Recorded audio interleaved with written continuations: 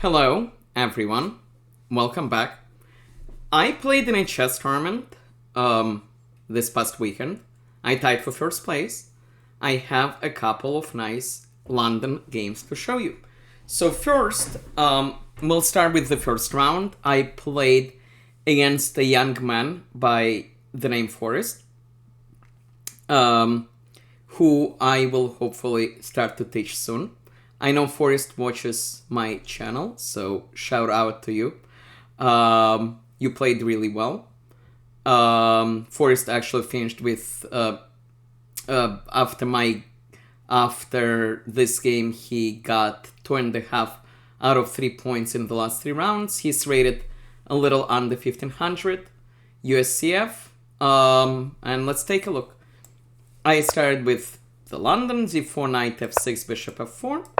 Forrest plays g6 to bring out the bishop here. I play knight c3. The point of knight c3, as we mentioned previously, is to play e4 and build a center. So, for example, if black plays bishop g7, which is the second main move, we are going to continue with e4. Forrest stopped me from playing e4. He played d5. I played e3. To get out this bishop, but also to open this diagonal. And Forrest played the second main move, pawn c6.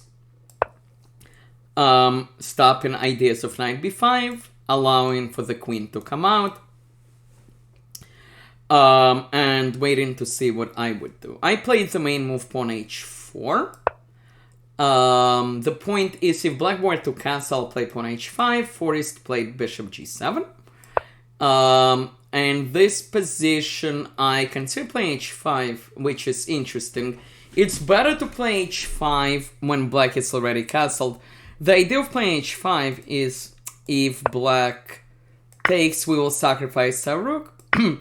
And computer, someone dislikes it for white. It thinks black is better. But the results favor white because it's easier to play this position with the white pieces. I did not feel like going for that. I knew this evaluation. So I did not feel like doing this now. I wanted to wait for Forrest to castle and then play h5 when his king is already here. So I needed to play a useful move. I played bishop d3. Forrest now did not want to castle because h5 would be annoying. So he played h5 himself, stopping me from playing h5. I play knight f3. My idea is to, if black castles, to play knight e5, and then try to break through with f3 and g4. The downside, of course, is now since this pawn already moved, it cannot come back to h3. Forrest pinned my knight to the queen. And I considered 2 moves here. I thought about playing bishop e2 first and then knight e5, but that seems like it wastes a move. So I played queen d2. The idea, of course, is to unpin. And if he doesn't do anything, I'll play knight e5 next. So he took. And now I have the 2 bishops and an open line, but my pawn's a little bit damaged. And here Forrest played knight d7, which is a very nice move because he is getting ready to play pawn e5. And the point of e5 is he wants to open the bishop. He wants to bring his knight to the middle of the board. I thought about stopping him with bishop g5, but bishop g5 just seems like it doesn't do too much. The point, of course, is it pins the pawn, but the queen is going to move, and then my bishop makes no sense. So I decided that I couldn't really stop e5. Pushing e4 does not look super nice because this pawn becomes weak. So I castle long. Forrest played d5. I took. He took. In this position, my pawn is attacked. I want to preserve the 2 bishops because the board is opening up more and more. So I dropped my bishop. I dropped my bishop back to defend the pawn. Forrest developed his knight. I challenged the center. Pawn e4, I'm quadruple attacking this pawn. So Forest took. I took back with the pawn.